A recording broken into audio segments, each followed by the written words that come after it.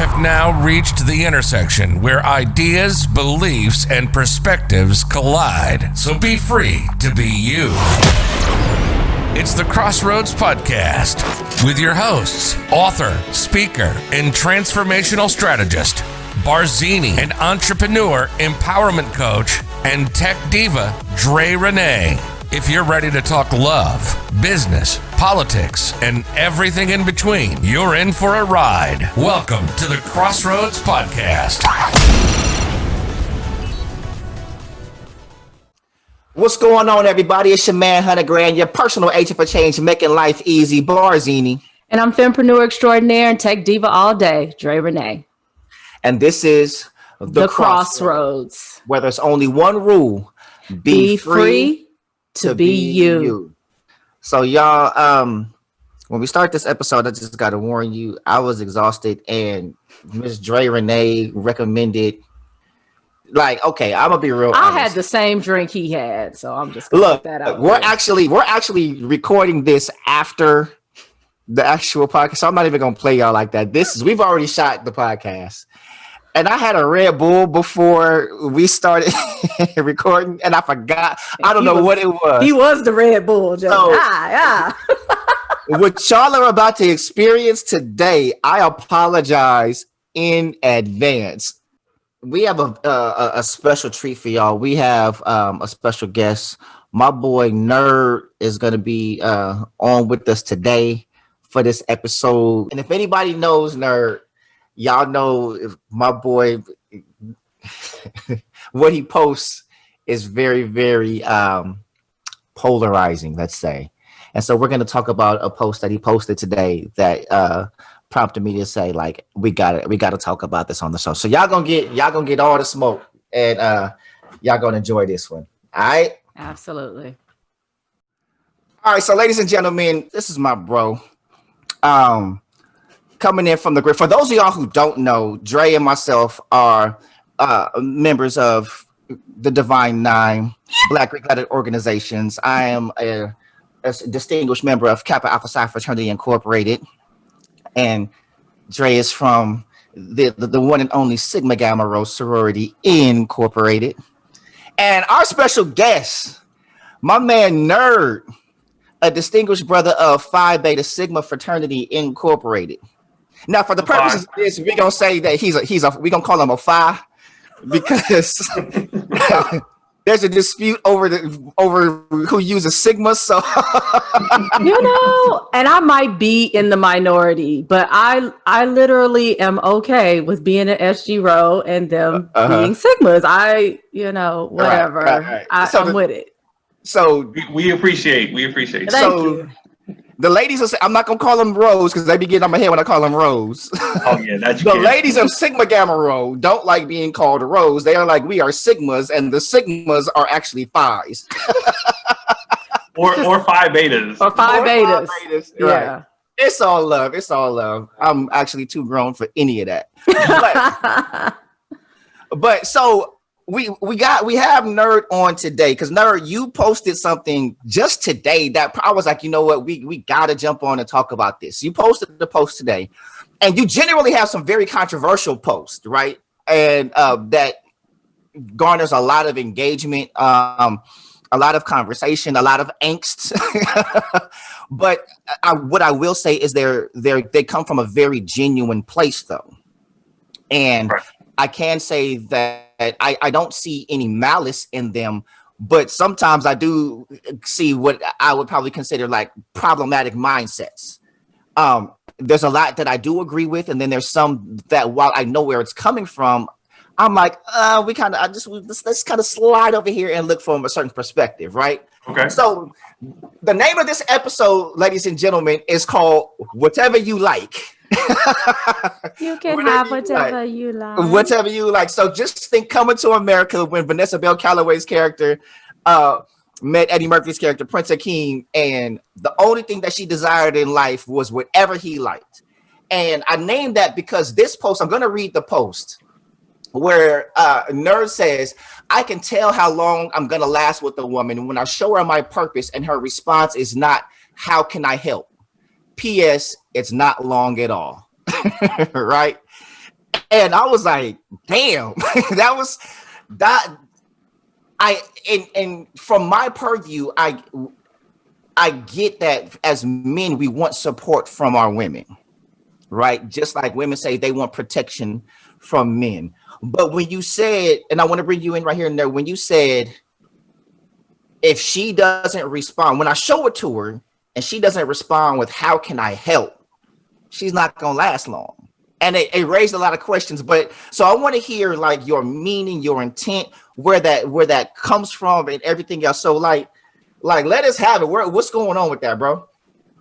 Okay, so and I'll credit this quote to my man Billionaire PA, if you guys are familiar with him. Mm-hmm. He has a famous quote that says, "Don't spend your present with people who you don't see a future with." Okay. Right? Okay. So with that thought, if I'm showing someone who I want to be a potential partner what my future is, and she doesn't see herself in that, then she's not going to last long. Mm-hmm. And that's the basic premise of what that post and what that thought was about. Also, how many times do we hear from women, grown, successful women, that they're tired of a man not having goals, not having a plan, so on and so forth. So I'm like, okay, I'm showing you goals, I'm showing you where I'm going, but now you don't even see yourself being involved in that. How is it that I can take you seriously at this point? And I kind of made the post as like, you know, I'm in my 30s, I'm 32, and I'm thinking about, you know, what long-term looks like, you know what I'm saying? And I'm kind of getting out of the whole phase, whatever you want to call it. And what are going to be determining factors when I'm courting, when I'm meeting people, that's going to be an indicator on if I should invest time in them or not. So that is what the premise of that post was. Okay. So you said something real interesting. So I want to kind of make sure that I have the context set up. You said that if she doesn't respond that way when you're looking at her as a potential partner. So the context of this is not her already being your partner. You're looking at her as a potential partner. So y'all not even together yet when you're saying you're rolling out the purpose, and the expectation is for her to jump in where she fits in and offer assistance. Right. Okay. So hey, I already saw the face. Come on in, Dre.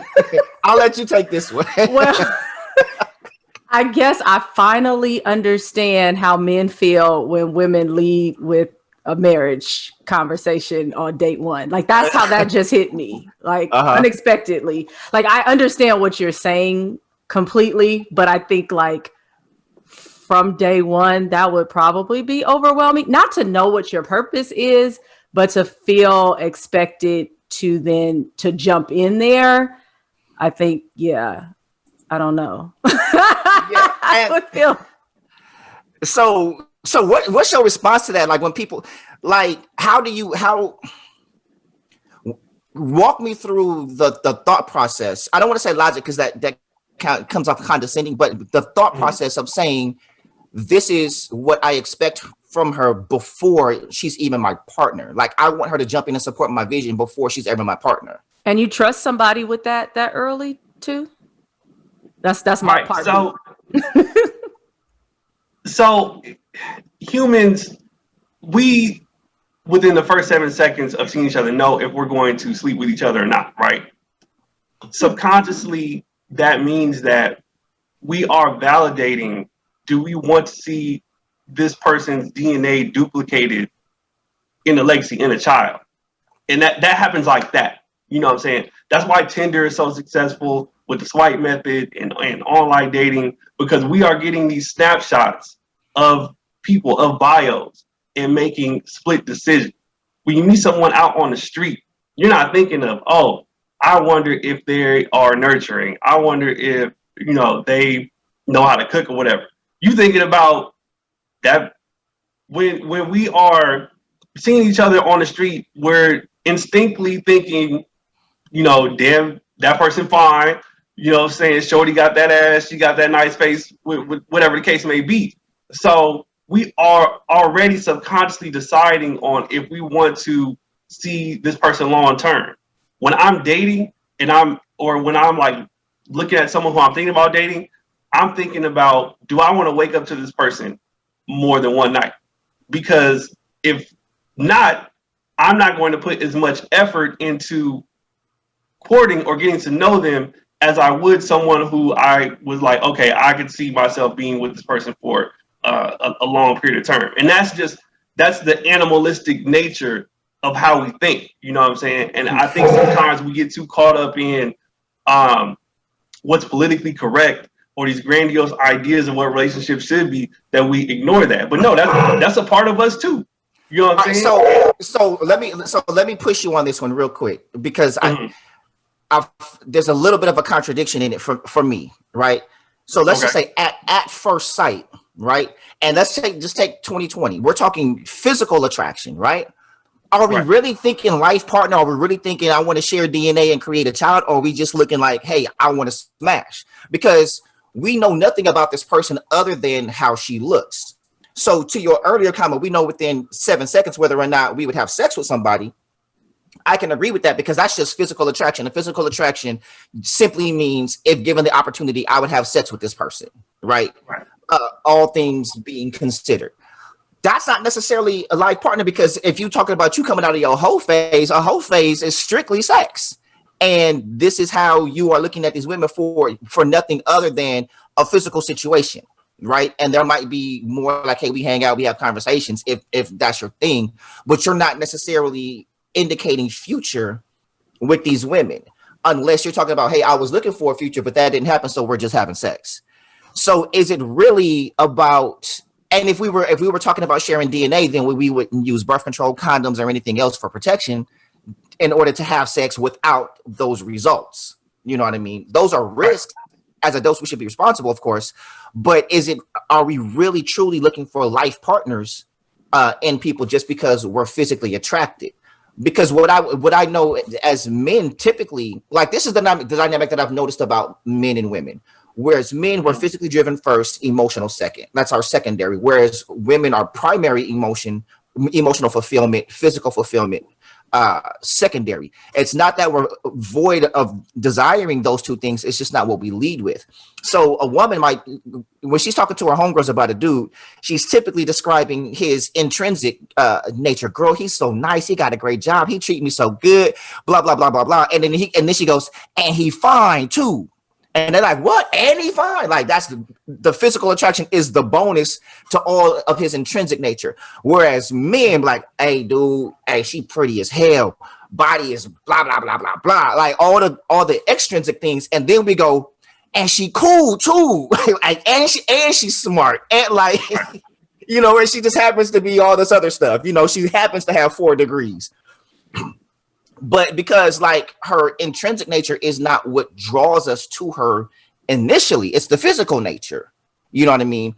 And of course, women like see men, but even though he's attractive, we typically talk ourselves out of sex. Like, she's already attracted, and as soon as we open our mouth, she's like, but you dumb. I don't care how you look. You like, I can't deal with that. You know what I mean? And so that's why I'm wondering, it's like that early stage when you're saying, is she a life partner? Like, it's like literally marriage material at hello, you know? And so I'm wondering if and it's like, and correct me if I'm wrong, because you're presenting it as an expectation. Like, if I when I show you my purpose, we're not together, but I'm going to open the floodgates, show you purpose. And my expectation is you respond with, how can I help? Like, she hasn't even bought into, because just like you're still trying to buy into her as a partner, but we're missing the part where, has she bought into you as a partner? And maybe she hasn't jumped into how can I help because she hasn't bought into you. She's not, and a woman is not going to buy into your vision if she hasn't bought into you as a man. Like, your character. Do I even like spending time with you before I'm jumping into your vision? You know what I mean? So like, For the first part, it's a qualifier, okay? And everyone has qualifiers which allow you more access to them. You know, with men, it's how they look. With women, it's height, sometimes weight, sometimes status. these are the prerequisites to even get to have the conversation about how we can move forward. You know what I'm saying? So these things happen systematically, but they happen in sequence, so to speak, right? So then to the next point that I want to make is that we are not socialized, one, as men to have plans, really, and as women to understand what a man's plan is and go along with that. And I think that is the problem. Another one is that we've divested from the platonic family and invested more in the independent man, the independent woman, because you could put more of a tax on it. You know what I'm saying? In America, but that's a deeper conversation.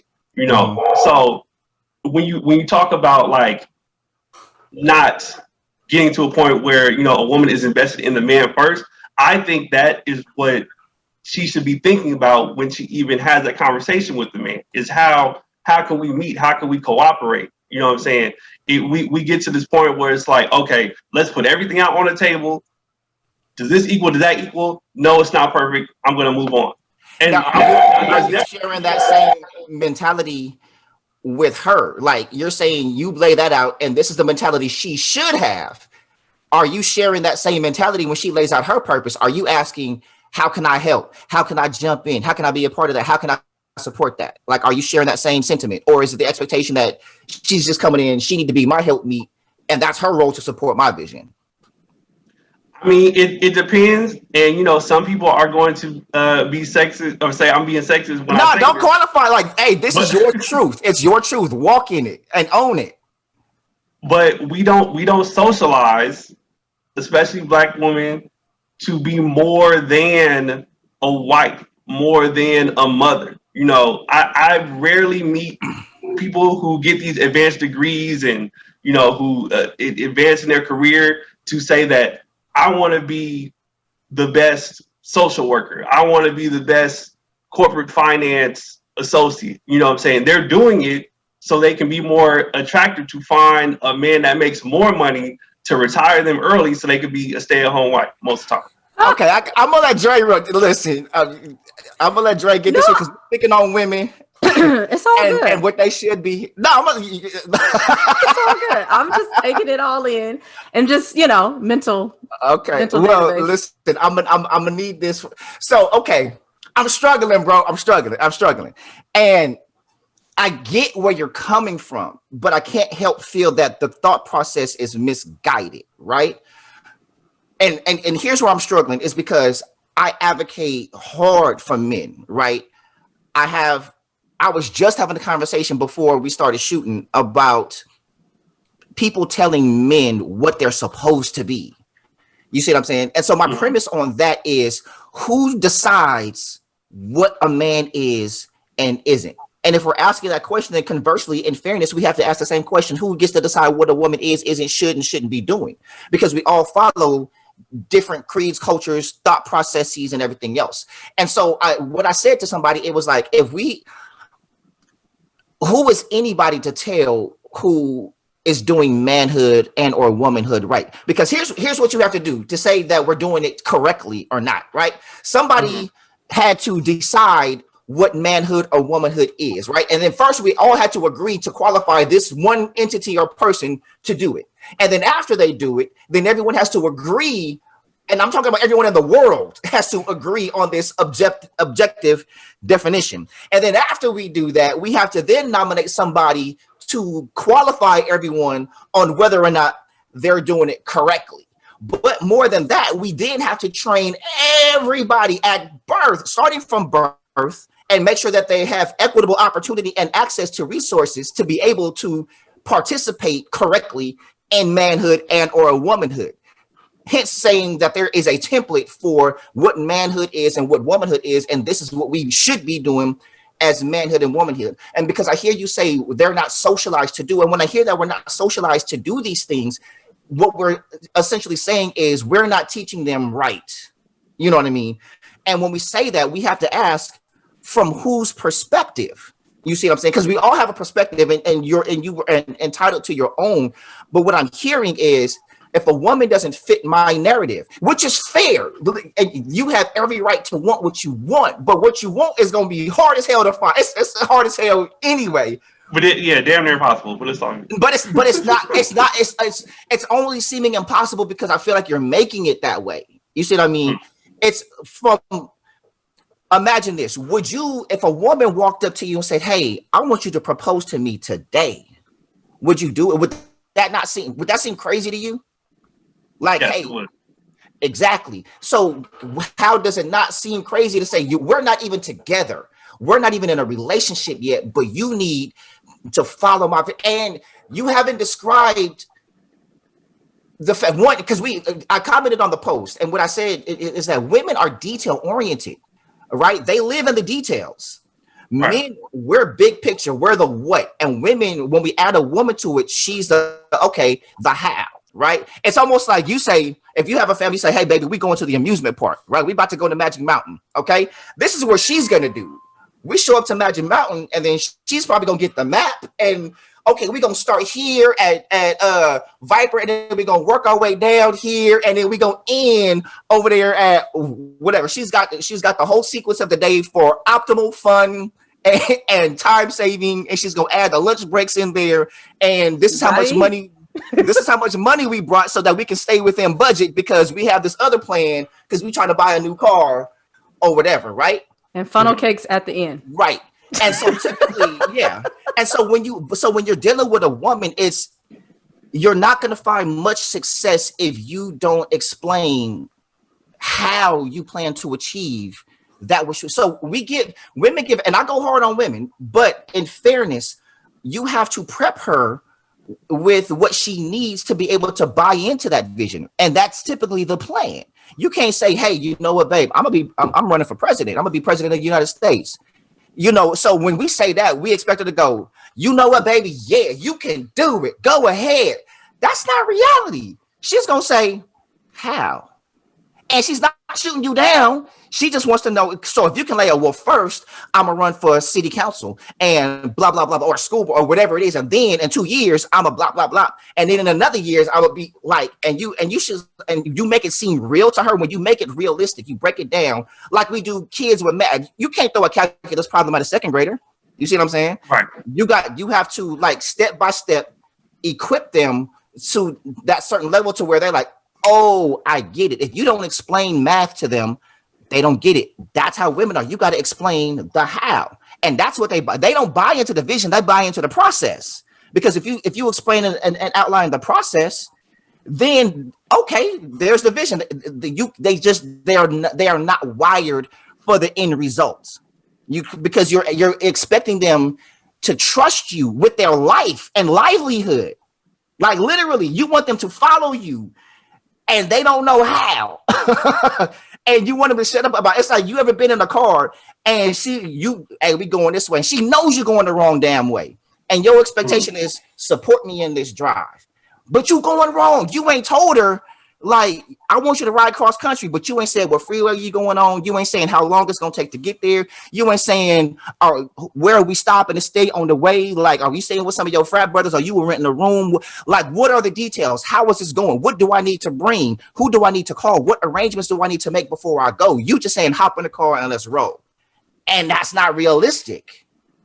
Now, you might find one to do it, and if you do, more power to you. Let me know where to find her. You know what I mean? But I just feel like you are not willing to do what's necessary to get that thing that you say you want. It's completely possible to have a woman support your vision and say, "How can I help?" That's what they do. But that comes after you roll out the plan. And I'm telling you from a place of experience, I've been there. I was in a whole ass relationship where she did not support my vision, and she didn't support it because I didn't roll out the plan. Now, my reason for not doing this because I was simply uninterested in it, because everything that I said, she always shot down. So I was like, "Well, I ain't telling you shit." But I started dating somebody after that. And in my room, Dre, you remember, in my room, I had a big ass whiteboard. Which I now have. Thank you. Oh yeah, I did. I gave it to her. When I moved, I gave it to her. So I had a whiteboard, and my whole wall was covered with index cards. And on that whiteboard was my vision and my plan. And so when the other woman that I was dating, she came in there, she saw that, I never even told her. She just saw it and she was like, this is amazing. It wasn't that I never told her my vision. She saw the plan. And guess what she said? How can I help? I'm not even dating her anymore. And she still hits me up asking me, how can I help? How can I be a part of it? Why? Because I believe in your plan. It's not the vision, it's the plan. Now, we might say the vision, but the vision was only real to her because she saw the plan. And not only did she see it, she understood it. And when she understood it, she bought into it. And that's where we go left because we don't get buy-in. If you're going to be a leader at a job, anything, I have a whole staff and my vision, my mission statement for the year is complete buy-in. It ain't, oh, we're going to do this. No, I need you to buy into what we're doing. And the only way that they're going to buy into it is if I map it out step by step. Everything that we do, I have to do a rollout. This is what we're going to do. This is when we're going to do it. This is how we're going to do it. This is everyone's role in it. Like I have to clear the path in order for it to manifest. And when they see how it's going to get done, they're like, okay, I buy into that.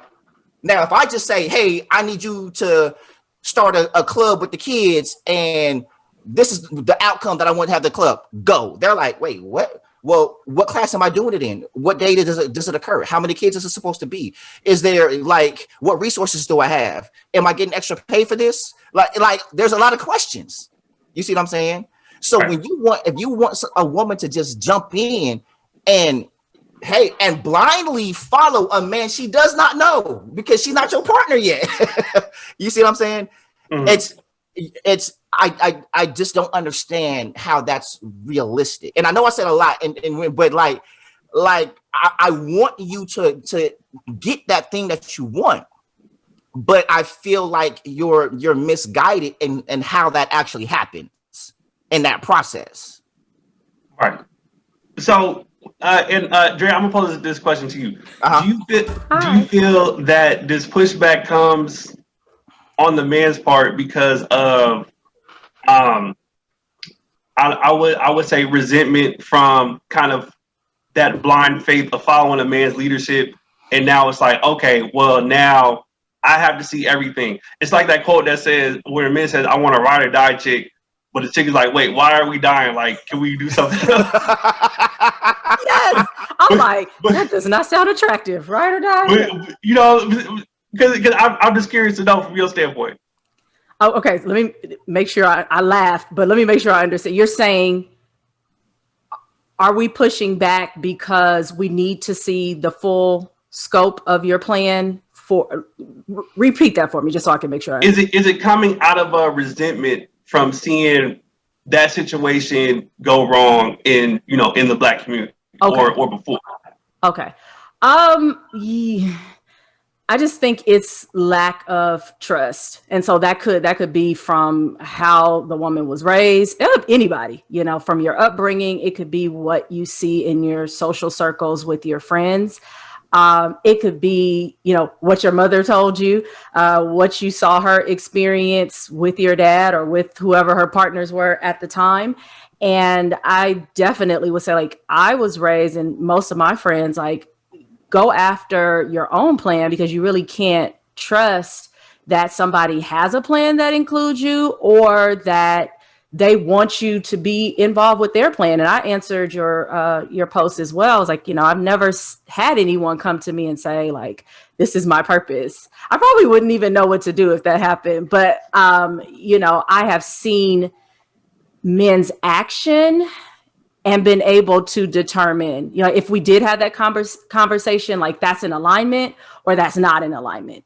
And again, that will either allow me to trust it or be like, oh yeah, you just talking. But in the beginning, I really don't know how I'm able to discern that, unless you come into the relationship, you're already established. And when we're talking about purpose, I don't really know, but let's just tie it to accomplishment. Like he said, being the president of the United States, if you come into the relationship with a political science degree and you worked in the councilman's office and interned, and now you're running for office, I can see that. And so I think in the initial stages, my support looks like encouragement, right? Like, because it doesn't really have anything to do with me yet. So I'm going to say like, all right, hey, you know, you need me to pass out some flyers or come to a rally or something.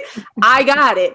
But I think I do agree with him. Now, once it's about me, you know, like I'm in the car with you and, you know, my life is now at stake, my income, where we're living, what type of life we're living, all of that stuff is in play, then yeah, I need to know how we're going to get there and then what role you want me to play. So to answer your initial question, yes, I do think it has something to do with what you've seen, or as you said, like how you've been socialized or raised. But also it's just reinforced with how well do I know you and trust you to be able to be on board? So I think for women, it's like, okay, as long as I'm on the outside of the circle, I don't have a problem supporting you, especially if your path, like the steps you're taking, lines up with what you say that you want. But again, now you want me to be involved, then I need more information so that I am trusting, so that I'm comfortable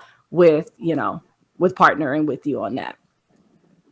Does that make sense? And that answered my question. And I feel sometimes as if, okay, so here's the thing. When we're young and our concepts about love and relationships, they're very, grandiose, they're very flighty, and it's all about love, it's all about the vibe, so on and so forth. Until that first heartbreak, and now that heartbreak happens, and now, okay, I gotta ask all the questions. Oh, if you don't perform better than where the last person left off, then I can't support that. You know what I'm saying? And I feel that a lot of men in the position that I'm in have to suffer based off of the hurt that happens to people in the past. And then it becomes more of like it becomes like a detail Olympics, right? Like, okay, you have to play. Let me ask you something real quick. But he has to play a detail like that, which is better than where you are. So I'm going to go with him because he has it a little more together. So fuck what you doing. So let me ask you this, Nerd. Have you ever had your heart broken? Yes, plenty of times. Plenty of times. Have you healed from that? Healing is more so of a accepting of a nature that I feel that women have, and sometimes sometimes I can accept it, sometimes I can't accept it. So it sounds like no. Like if you had to answer yes or no, have you healed from those multiple heartbreaks? What would it be? I would say no, but I'm getting there. Okay. Is it possible or even just plausible that your point of view is coming from a place of having not healed from heartbreak? I think that it's coming from a place of not accepting the nature that people in general are always going to want the best deal, no matter how good of a person you are, no matter how much you feel you have to offer, no matter how idealistic you are, they're going to go for what works best for them. I personally don't feel that is just or fair, but I'm working toward accepting that because that is it possible or plausible that your point of view is coming from a place of having not healed? Don't feel like you on the stand, Nerd. It's okay. No, I don't. I'm holding his feet to the fire because he gave me a very eloquent answer. It just didn't happen to answer the question. You know what I mean? And this is why I'm doing that, right? Because one, you're brilliant, you're very intelligent, right? Yeah. And this is what intelligent people do. They rationalize their own bullshit. Right? No, I'm listen, because no, he's not lying. And we do that because we have the ability I'm guilty of it. If I can bullshit you, I'm gonna bullshit you. And sometimes I don't know I'm bullshitting you because we're so used to bullshitting people and they buy it. You know what I mean? They're like, oh, like we can use fancy words and you know what I'm saying? And yeah, but you're talking slick to a can of oil right now. And so is it possible, because I'm asking this for very specific reasons, you know what I mean? Which is a whole nother episode that we were going to shoot tonight. Like we actually put an episode on pause to do this one. And So I'm asking you just directly, is it possible or plausible that your point of view is coming from a place of having not healed from heartbreak? It is possible or plausible, yes. Okay. And so now when we unwrap that, like let's operate there, because you have these very these thoughts that come from very woke places and intellectual places, and they make sense. A lot of, like, they sound good, right? But what I'm hearing is walls, and you have these standards that you're putting in place simply to keep from being hurt again. You know what I mean? And so if I know I have the right woman that are going to do these things, then the likelihood of me getting heartbroken lessens. You know what I mean? It's less probable that, so it's like, let me vet her before, because when you say I want this before she even becomes my partner, like, I'm not even gonna make you a part. It's like, you're not, to me, what I'm hearing, and correct me if I'm wrong, because I'm not hearing I can't make you my partner unless you buy into my vision. I'm hearing I can't make you my partner if I think you're gonna hurt me. And if you buy into me, if you buy into my vision and you're getting behind all this stuff, that means you're gonna be here. Like, buying into my vision sounds like you're not gonna leave me. You know what I mean? Because here's the reality. Like, let's say, like, you rap, right? Mm-hmm. Just because you rap doesn't mean everybody gonna think you got bars. So you might be dating someone. It's like, hey, babe, listen to this verse, and you might spit this verse, and guess what? She might not like it. Does that mean she doesn't love you? Does that mean she's gonna leave you because, you know, your mixtape wasn't fire? You know what I mean? Whatever. Mm-hmm. You see what I'm saying? If she loves you, she loves you. And if she loves you, she'll be honest with you and lovingly tell you, hey, babe, you need to go back on the drawing board with that one. I wasn't feeling that one. Like, that other one you had, that was fire. You need to stay in that vein. But and without us getting in our ego, be like, what? Oh, I ain't never sharing nothing no more because she ain't like that one verse. Like, no, I want it to be fire so that when everybody hears it, they're going to be like, hey, nerd fire. And if she got this, like, yeah, my babe, my dude fire. Like, she want to brag on you, but she can't brag on what she ain't bought into. You know what I mean? Because everybody else go hear that same mixtape and going to be like, girl, that's your dude. Your dude mixtape ain't. You feel me? Mm-hmm. And because you also, I'm hearing this representation. You want her to represent you and get behind you, but it's reciprocal. You feel me? It's not just because you're a man that, hey, I'm this and you need to get behind me. No, her place is beneath you, beside you, right? And behind you, but not because she's subservient to you, beneath you to lift you up, behind you to push you along, and beside you to share in everything that you accomplish together. But so it's kind of like, I see both men and women have these antiquated perspectives, all to fit a convenient narrative. And it's typically to not put forth effort to get to that thing that they want. If you want a relationship, guess what? There's always going to be a possibility of getting hurt. There's always going to be a possibility of heartbreak. The question is, do I want love enough to risk that? Because everything comes at a cost. You know what I'm saying? Like, what's your favorite restaurant? My favorite restaurant right now, it's out here in the DMV, Carolina Kitchen. Good soul food. Carolina Kitchen. Yeah. Have you ever gone to Carolina Kitchen and got a free meal because it was your favorite? No. Or every time you go, they're like, hey, we love that you love our food. You still got to pay for it though. That'll be $15.99. Like, thanks for the compliment, but you still got to pay for it, right? If you want that thing that you enjoy, you still got to give them money. You feel me?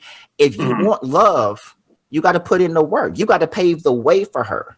You see what I'm saying? She's got to trust you before she can buy. She got to trust you before she hears the vision. You see what I'm saying? We're putting the carriage in front of the horse. It's like, hey, can I get to know you? Let me see what you're doing, and let me buy into that. You know what I'm saying? Because she gonna do her. Like, women is out there doing it, and I know you want somebody accomplished and doing her shit. You see what I'm saying? So you can't require of her what you're not willing to do, and it's.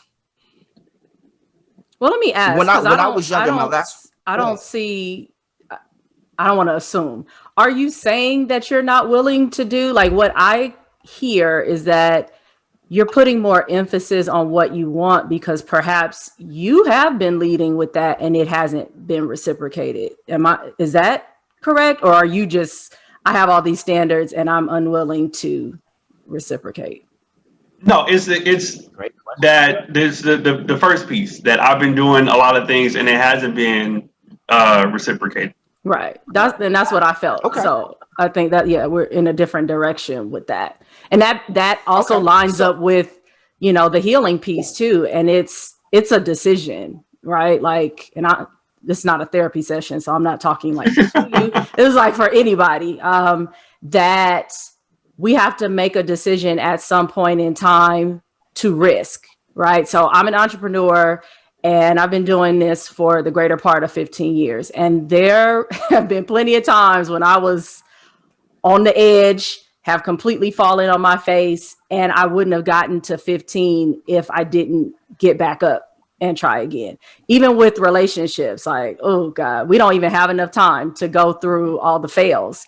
But I wouldn't be here, right? If I didn't go, okay, with this last one, I'm gonna try. And to your point, not make him pay for. Because I definitely have been the one like, oh, if I see anything that remotely resembles what I have experienced, I'm out. I'm hightailing. There's no conversation. We actually talked about this when we were on Mosie's podcast, Jason and I was talking about the bobby pin story, like something that could have been foul, but I chose to ask questions, and it was something that I wouldn't have even thought, like the explanation was something I wouldn't have ever thought of, and I could have killed off my relationship at the beginning by assuming. So I would definitely, encourage you you don't want to expose yourself completely, especially if you're in the position where it is still fresh or raw. Like, I don't know the last time that you experienced hurt. Like, I understand that. But at the point that you're willing to try again, you got to try.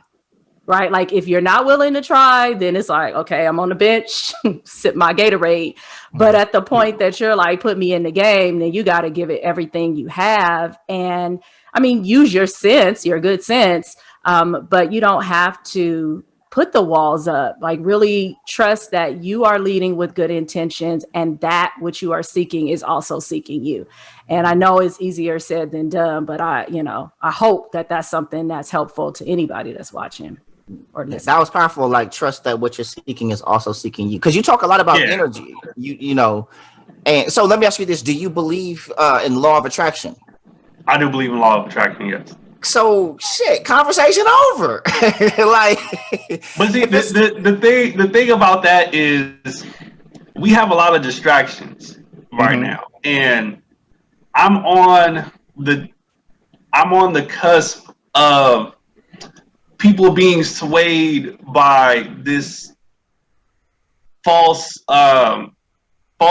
ideal of what relationship is, what relationship should be based off of, social media. You know what I'm saying?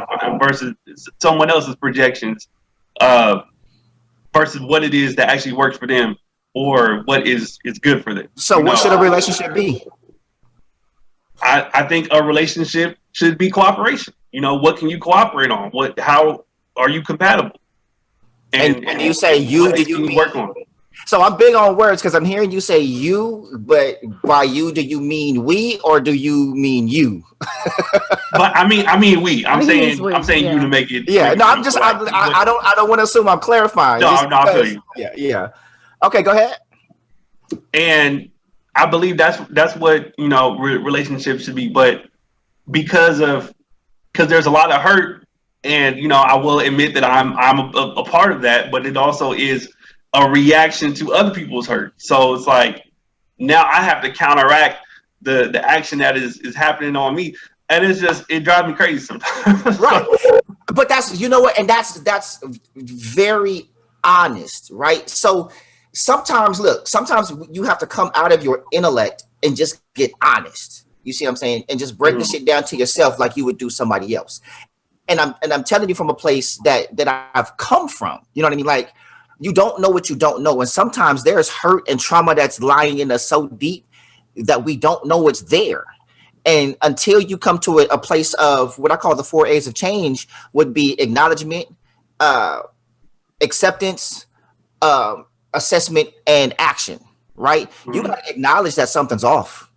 And if you never acknowledge it, you know what I'm saying? So it's like, hey, I acknowledge something isn't right. Then you have to accept, hey, it's probably me. You know what I mean? Not, oh, all women, this, not how we're socialized, not the world, not social media, me. You see what I mean? And the problem is your lens, because your lens is always going to be determined by your experiences. You have experienced heartbreak, and it has changed your lens on how you see women, how you see relationships. And so when we do that, we begin to intellectualize it and say, hey, this is what you should be doing, rather than focusing on, hey, what should I be doing? Because the law of attraction would mean you are attracting what you put out. It's your frequency. You see what I'm saying? And so if you want to attract something different, you got to change what? The lens. Yeah, your lens and your frequency. So if you're saying women aren't this, women aren't that, they don't support us, they don't do that, all you're going to ever get is women that don't support, women that don't do this, because that's what you're putting out, because that's what you believe. But when you say, you know what, women are supportive, I've run into the ones that aren't. Like, are all women supportive? No. But you're not looking for all. You don't need all women to be supportive. You only need one. You feel me? You don't, and I think that's largely our problem with women this and men this. What we're literally trying to do is deepen the pool for us while expecting there to make it more shallow so that we can stand out and be chosen. You know what I'm saying? The pool is deep, bro. The pool is always going to be deep. The question is, are you willing to swim, and how far? You see what I'm saying? If it's worth, and the crazy part is everything that I'm hearing you say, I hear so much hurt, and yet you still in the game. And that's, to me, that's like the best part of this whole thing. I hear like, oh, this, and yet all the time I read these posts and I'm like, oh, bro, but yet you still in the game. And for that, to me, you're on a winning path. You know what I mean? Like, you're at the beginning of that path, but a winning path nonetheless, because you have to start, you know, but you have to start looking inside and start unpacking a lot of this stuff. And I'm telling you the process that I had to go through and still not done with. Like, I talk relationships with my therapist and everything else. You know what I mean? And she wowed me just yesterday in our session. I was in therapy talking about this very thing yesterday. She was like, well, what does this look like? And I had some intellectual ass answer. And she's like, well, let me tell you what it looks like. And this was based on everything that I had just been saying. I can't even see her pad, but she's sitting there writing notes. She's like, She's like, well, this is what I heard you say. Boom. And I'm literally in this conversation only doing what she did to me yesterday. That's why, you know, and I was like, and she ran off this whole thing. And I was like, damn, well, is that too much to ask? And she was like, no. So what I'm saying to you is like, what you want is not too much to ask. However, to receive that, you're looking in the wrong direction. You're looking at her to give it to you rather than you paving the way for it to come to you. You see what I mean? And so when a woman sees, oh, wow, he's doing this. Like, if you are executing your vision, I don't know if you are or not, but when you're executing your vision, that's automatically putting you in the places and spaces of people that are doing the same thing or enjoying the same thing. You know what I mean? And so now, let's say if you're doing your poetry or selling your books and stuff like that, guess who's there? Women who like poetry and books. So the first step is there. And now it's like, does she like your poetry and your books? And now is it, hey, what else do we have in common? And it starts going from there. It's going to be much easier for her to follow that vision because she's already seen it. That's how she met you, in your vision, in your purpose. Right. You see what I'm saying? Purpose is a place where you exist. It's what you do. It's who you are. And no matter what, it's going to come out of you. You feel me? In your conversation and everything else. So like for me, my purpose is training and development. I can't get away from it. And more often than not, my conversations start going into pouring into people. I always say, I don't want to meet people. I want to happen to people, that I want to affect and infect everyone in the world. That meeting me is an experience, not an occurrence. You see what I mean? This is what I live. And because I say these things constantly and live this, that's what I want to become, so that I am impacting and changing lives through just living and existing. And so when you do that, people are like, oh, the Bars is preaching again. Like they say that because this is just, it's not an act. This is my normal conversation. And so when you're in your purpose, it just becomes who you are. And she's going to see that, and she's going to be like, oh, I'm going that direction. Look at him. Look what he's doing. His work, like everything about you is going to say that. And she wanted to be a part of it. How can I help? You feel me? Mm-hmm. And so you can't just read something or show her something and then require her to say, hey, support that. No, you got to live it, bro. You got to walk it. You feel me? And so hold on, because poor nerd, I'm sure he's like overflowing. Okay, like the pitcher, listen, the cup is full and overflowing. I just want to at least see what he. You have you response. Listen, I've been doing this the whole time. You know, you got to stop me. Like yeah, I'll black out. His poor cup is overflowing. So like. I'm sorry, bro. I'm passionate. That's why I do this. I'm passionate. Yeah. Tell us your response to any and all of that. Why do I just feel like inside she's like, Jay, shut up. Bars, like nigga, can he talk? I do want to hear what he has to say as a result of that. Good stuff, of course, great stuff. I just see him. He's like, I'm taking it all in. I appreciate that. But before, was there anything else that you wanted to echo or add on to that, Drea? Oh shoot! Honestly, I feel you, right? Like I just understand. Being, even though I'm a woman, hearing the phrase, like, if I was ready for a wife, or if I was at that point in my life, you would be the one, literally throughout my entire 20s, into my 30s. Like nobody was ever ready for who I was and the totality of what came with being with me. So it was like, well, I can experience you in this way, but I know you have more to offer. I know my life will be impacted by being with you. And maybe they just weren't ready for that. Nobody verbalizes all that, but you just kind of meet rejection after rejection, or bad experience after bad experience. And ultimately you can just get to a place where it's like, F it, I don't want to be bothered. And so I do want to encourage you, like, to keep being who you are. Who is for you is out there. And it sucks. I think we haven't really acknowledged the fact, yes, we do need to work on ourselves at all times, and we do need to reflect on our role in things. But the fact of the matter is, some people just absolutely suck, and they are out for themselves, and they're selfish, and they're hurtful. But one thing that I can say, kind of at this point, looking back, is like, oh my God, I was protected from people that literally meant me no good, even though I was willing to give everything to them. Them being closed off, or them being dishonest, or whatever, really prevented me from getting hurt in the way that I could have. Like, it's one thing to get hurt, it's another to be like completely devastated and destroyed. And so, if it's possible to really think about the good part of being spared that, and then welcoming what is for you, and not getting jaded about what's out there or who's out there. I know women are guilty of wanting to run with and be connected with the bad boys, or the ones that don't, necessarily act right.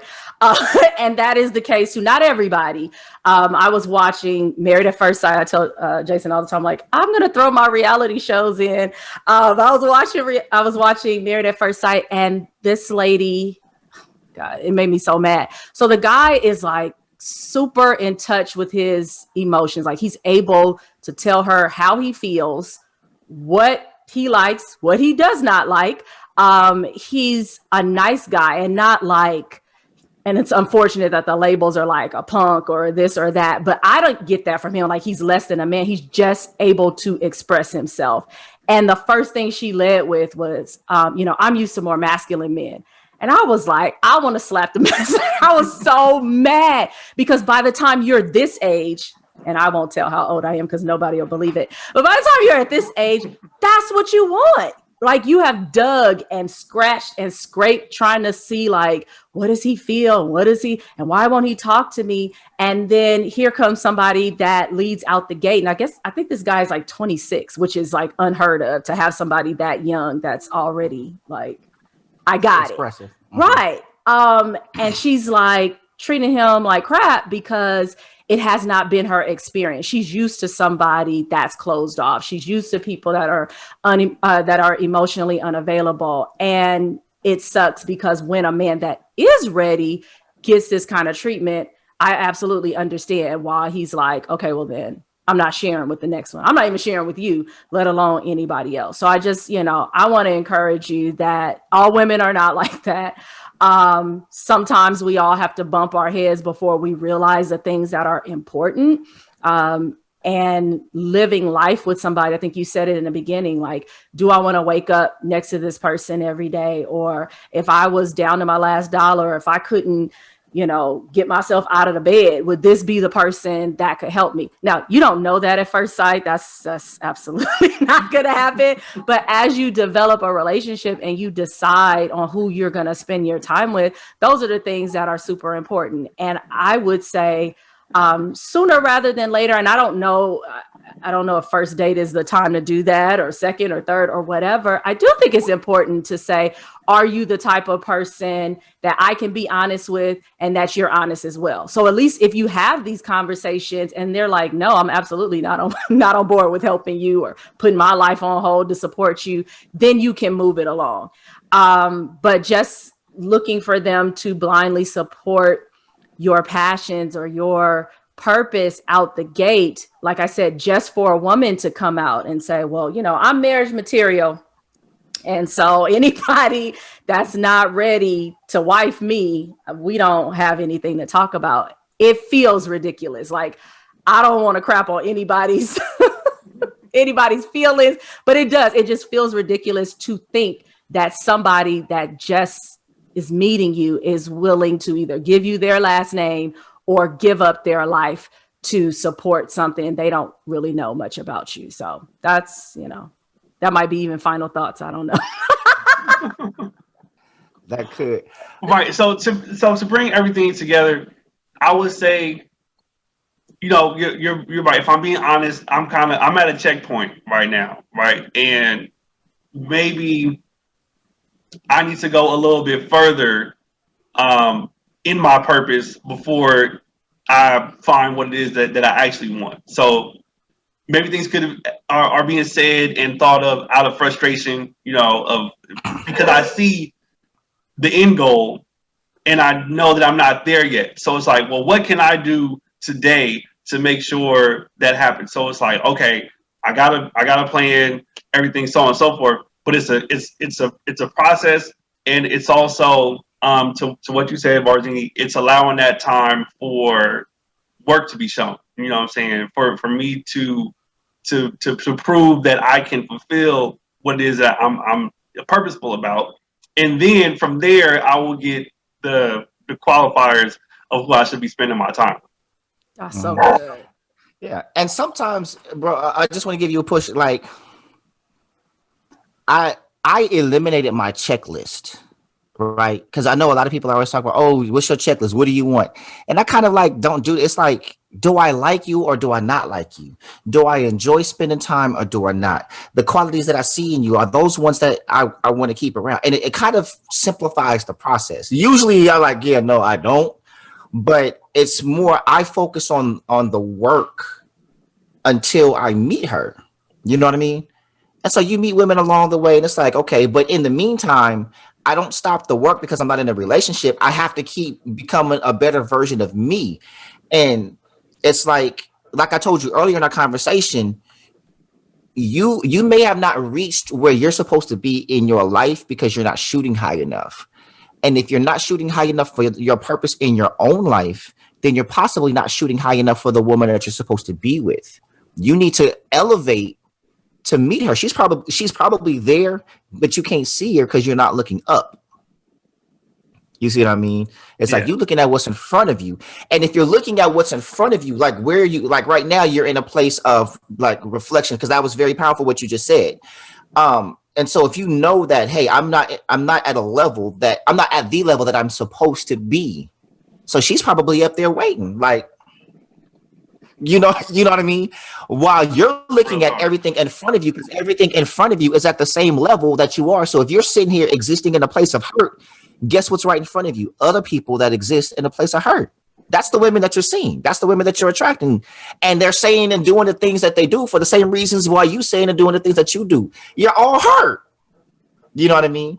And I won't even say you. I'll say shit. I might have more trauma in me that I haven't recognized yet. But it's a constant thing. It's a constant thing. You know, you have to keep calibrating. Hey, where am I? Where am I? Where am I mentally? How do I feel? How do I feel about me? You know what I mean? Because if you're in a place of hurt and or not where you want to be in purpose, we project onto others what we're truly feeling about ourselves. You know what I mean? We're quick to call someone else inadequate when the reality is we feel inadequate. Because I know I've met women sometimes and I'm like, I may not shoot my shot because I'm like, nah, I don't think she's going to be checking for me because I'm not this or I'm not that. But yet she's still sitting there single, waiting for somebody. Like a lot of times she don't give a shit about that. She just wants somebody that's going to care for her, love her, and treat her properly. She got her wrong. She's like, there's a lot of women. When women say, I don't need your money, we need to be like, for sure, bet. Because the ones that's incomplete, you know what I'm saying? Like, hey, I'm going to save, I get love and save money. Shit. You know what I mean? And so like how many times have we seen this dope woman and he was like, why is she with him? You know what I'm saying? Because that thing that she's looking for isn't necessarily material, isn't necessarily financial. She's like, I got that. You know what I mean? Like a woman that's truly like there, she's like, okay, I don't need a man that's gonna come pay all my bills. I have that. For me, my view of relationships are two people who are coming together and agreeing to provide that which the other one either cannot do for themselves or otherwise does not want to, right? And so when we look like me, I don't want no woman that want me to come paying all her bills. I got my own bills. Like you get to live your own life and have fun and create these bills and then expect me to come pay them. That's not really something I'm willing to sign up for. I want a partner like, hey, we're going to pull our resources together and build them together. That's just my desire. Does that mean I'm not going to help my woman when she needs help? Absolutely not. But I'm not looking to just come keep somebody like you keep all your dough and then spend mine. That's not what I'm signing up for. Right. But that's me. Some men are cool. It's like some man that's like, hey, I'm rich. Babe, hey, come here. I got you. Even when I am rich, that's probably not something that I'm signing up for. It's just a thing for me. But you have some like a woman that's like, while I'm not trying to take care of you, I don't need you to take care of me financially, right? Where I do need you to take care of me emotionally. I do need you to take care of me spiritually. I do need you to protect me. I do need, you know what I'm saying? Like her value system is different. You know, every woman has a different value system. And rather than shaming each other, men and women, for our value, if a woman wants a man that's going to pay all her bills, she has every right to that. I just need her to look in another direction. You know what I mean? Because that's not me. And I don't need to shame her for it. I got words for it. I'm not perfect. I'm like, yeah, I be going in. But at the end of the day, all I really need to do was look elsewhere. She's not, if that's what she wants, I'm not the one she's looking for. And so my trajectory needs to be set to where the woman that fits me, you know what I mean? And so I can't trash the entire gender because I've not found what I'm looking for. And that's what we do on both sides. You know, we say, oh, men ain't this and men ain't protectors and men ain't providers. And where's the real men? Oh, you not a man, you a man. We hear that. And we have to consider how that affects us before we then turn around and do it to them. You know what I'm saying? We have to model. Go ahead. No, I just wanted to add when you were going through kind of the list of how women want to be taken care of. And I thought we also, and probably primarily, want a man that can take care of himself in all of those ways. Like, so for the women who have covered men, sometimes we just want to walk into a situation where everybody is 100 on their own. Like, oh, you get to, and not just financially, but you are bettering yourself without me having to help you figure out how to go back to school or how to advance up the ladder or how to follow your dreams. Like you have a plan of your own. Oh, you sought out therapy on your own. Oh my gosh, you learn things on your own. Like, we're excited about that too. So achievement is one thing, and being able to provide and all of those wonderful things. Like, I don't think any woman would say like, no, don't pay for my whatever if you offered. But what is most important is, someone that is self-assured and confident and working on themselves every single day. Like, that is super attractive. Like, to see a man that has his stuff together or that he's like actively on the path, please. Like, we're like, sign me up for that. So also, you don't have to already be there. I think that's, kind of a place to, some women are like that, but being in progress is great as well, depending on where you are in your life, especially for younger men. Like, you have a plan, you just can't be a liability. Right. Please don't drag me down. Don't drag me down. But if you are like, you've acknowledged, like, I'm in a space that I'm not comfortable with, but I'm climbing my way out, or I'm, walking forward or whatever. The women that I know, like, really honor that, right? Because if we're honest, that's everybody's journey. Nobody's arrived. We're all trying to figure it out. We're just at different benchmarks. So I just wanted to throw that in. We want to thank you for tuning in to today's episode. Don't forget to subscribe to our YouTube channel and register for our email list for more episodes and projects from your host, Barzini and Dre Renee. Until next time, this has been the Crossroads Podcast. And remember, be free to be you.